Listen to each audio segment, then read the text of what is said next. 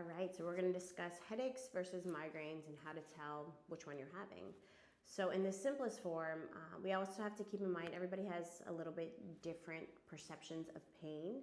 So it's not going to be cookie cutter, right? So there's overlap going on, and sometimes there's migraines that you don't even actually feel head pain.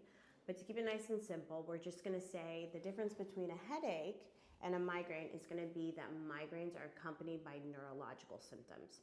So when I say that, if I maybe get a headache, right, it's going to be head pain, sometimes it's squeezing, it can be throbbing in nature. Majority of the time it is going to be bilateral or diffuse.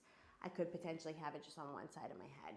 But what I'm not going to get if it's a headache is a bunch of neurological symptoms, which would be dizziness, right? Nausea, light sensitivity, sound sensitivity. Typically with migraines, we also see it puts people out for a much longer period. So if I have a headache and I maybe take some over-the-counter medication, my headache should go away within, a few hours and things like that. Or maybe I have to take a nap and it goes away. Migraines, you don't typically see that trajectory. I think they last anywhere from 4 to 72 hours, sometimes more.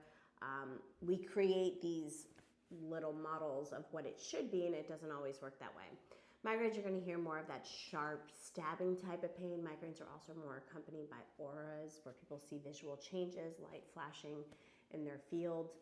And overall, you just feel really terrible with a migraine because it's having an impact on your brain. Basically, what we see is this hyperexcitability of neurons, and we see vascular changes when it comes to a migraine.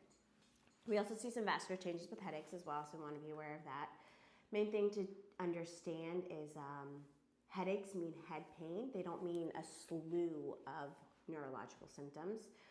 When we do have either a headache or migraine, we don't have pain receptors in the brain. So where we're getting that signal of pain is that vasospasm around our capillaries, the blood supply to our brain. And that's where we feel the pain. And that's really important because getting blood to the brain is like one of our number one priorities. We need to get oxygen and we need to get glucose to feed our neurons when they fire.